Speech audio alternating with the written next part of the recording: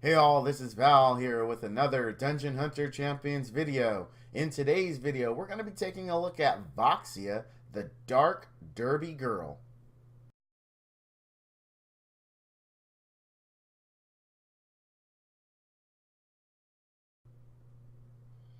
Alright guys, I am actually in the process of building Fire Vampire and I needed this young lady, so I thought why the heck not go ahead and review her.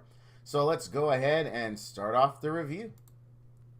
Her auto attack skill, Bonk, swings her baseball bat attacking nearby enemies. Each attack lowers the cooldown of Breakaway.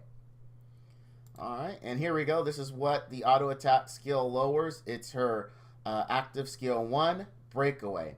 Gains the haste buff and empowers her baseball bat. When empowered, her next bonk skill deals additional damage and stuns. So what this means is that because this happens every attack, as you see here, each attack, this means this is a perfect candidate for attack speed.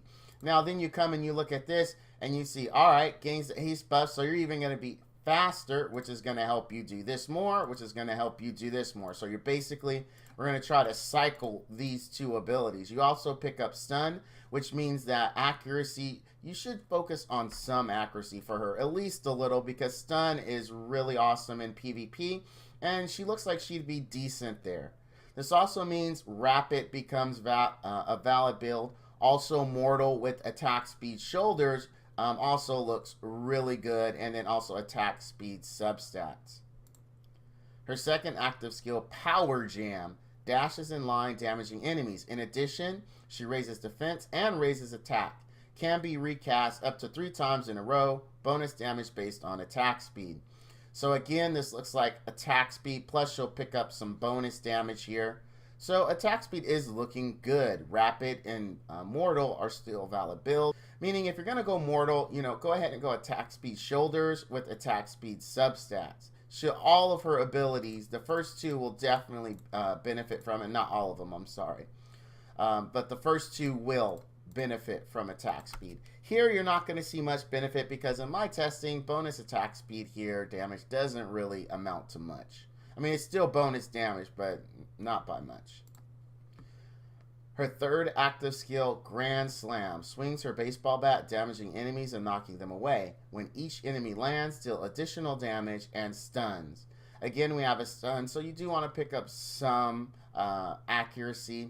It's a 20-second cooldown. So if you want to get to this ability, so you're going to knock them up and then hit them, you could go Adept, but with how short her cooldown, her first couple of cooldowns are, and with her auto attack skill lowering this cooldown, while Adept would work, I don't recommend it. I still would think Mortal and Rapid would have a bigger effect on her than Adept will.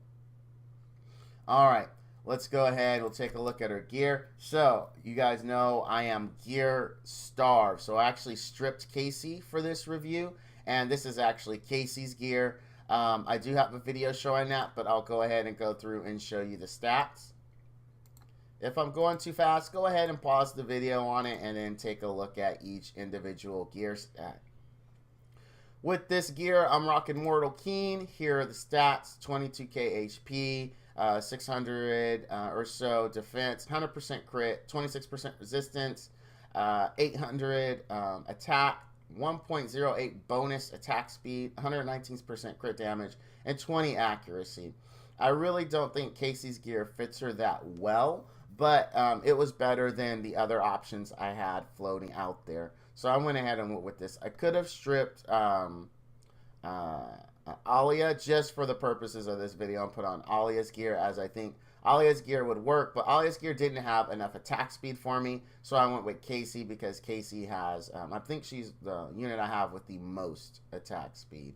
I might be wrong on that, but yeah, we're already in the middle of the review, so there we go. There you go.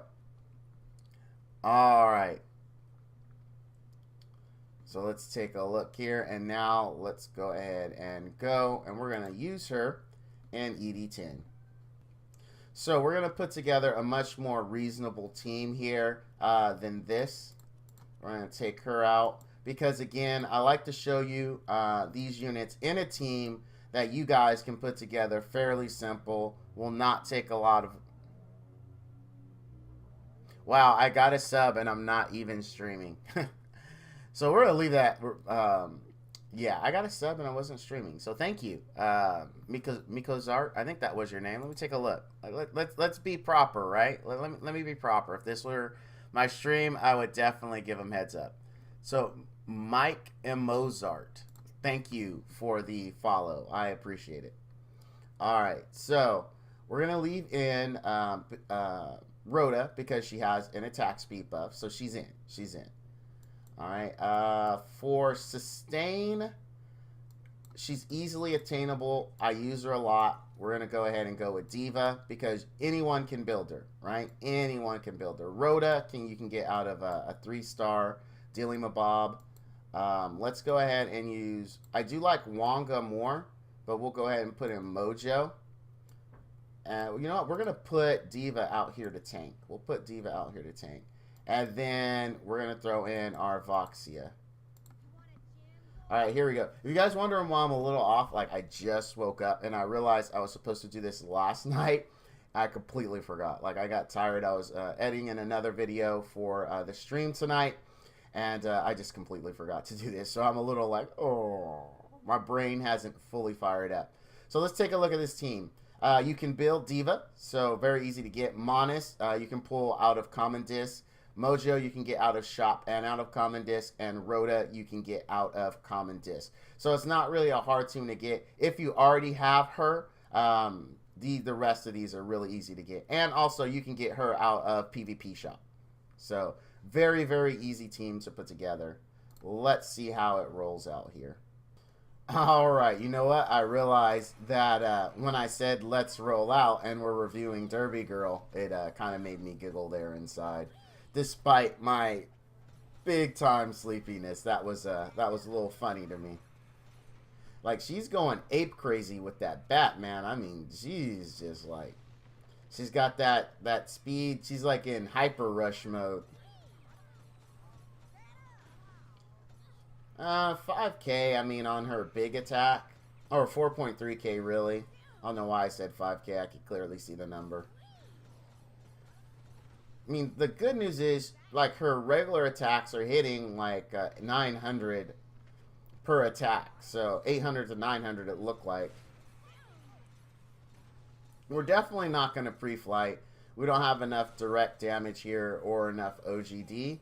So I'm guessing this would be like around a minute 30 run. So it's going to be quicker than the ED10 Galactic Standard Time of 2 minutes, right? That's the measuring bar for ED10. Your group needs to have it down within 2 minutes just to be considered average, right? You know what I mean? Because even if you're starting out, the good news about ED10, even if you're starting out, getting a 2-minute run is pretty easy with the right team. It's pre-flight, it's a little bit more difficult. You need either really good direct damage or really good OGD, like a Siege Tower if you're going OGD, or a BM, or a Ink Ninja if you're going direct damage. Alright, so it looks like my estimate was off. It looks like it is going to be around the 2-minute mark. I guess they didn't get it down as fast as I thought they did earlier. That's fine. Good old Mojo making sure no one dies to Roar. Alright, so we're done. Yeah, we're around the Galactic Standard Time of 2 minutes. Let's see what we got. Let's see what we got. Let's open up the box. She did pretty decent. Now, of course, Rhoda is just awesome, right? I mean, it's Rhoda. It's Rhoda. And she has elemental advantage. But here's the good news.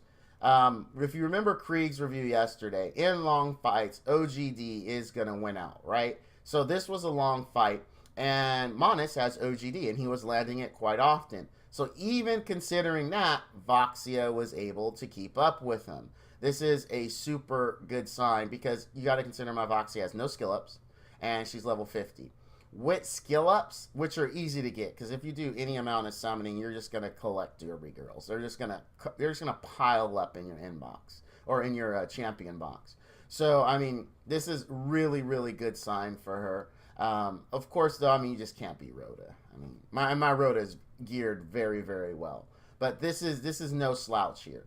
This Voxia is no slouch. Did we pre-flight? No. We just didn't have the direct damage here.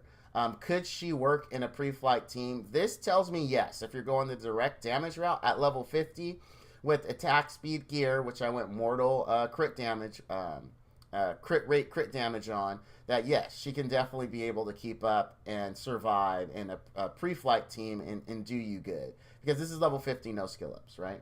In your pre-flight team, you're going to have units with skill ups, and you're going to probably have better gear than I have on my Voxia currently. So now let's take a look at her in SW10. All right, we're going to use the same team that we used to test Krieg. It's already set up and ready to go. So let's just drop Voxia in. Again, very, very easy team to build here. And going forward, that's really going to be my theme for reviews. I know I do have a lot of higher-end viewers that watch it, but likely those guys watch it just because they find me entertaining. Because, I mean, I'm me.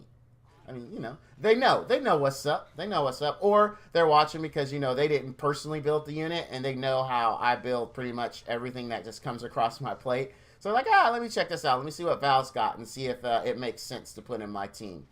So, I just want everyone to have a really good idea of what they can do, especially new people. When units are so hard to come by, resources are just so short. You want to make sure you're building something good. And as you can see, and maybe the units that I'm using that are generic helps them and says, oh, wow, Val used these units in a lot of places. They're easily farmable. I need to pick these up. Because, you know, Zinnia is just a staple. Diva is just really good for assist. I mean, Diva is just amazing. You should build her. There's no reason not to.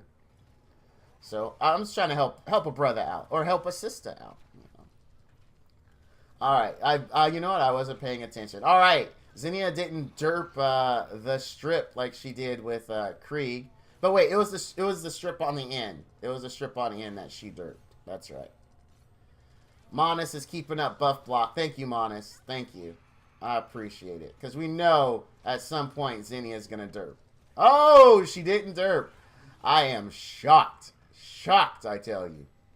Okay, I pick on Zinnia a lot. But Zinnia carried a lot of us through early game, right?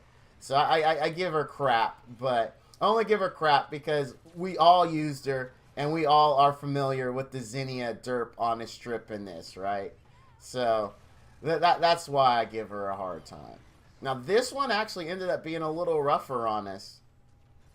But we got it done. We had enough sustain where it was done. A minute 50 slower than the clear with Krieg. And the reason why is Krieg has OGD. And OGD helps contribute to killing the boss in longer fights. So let's take a look here. See how she did.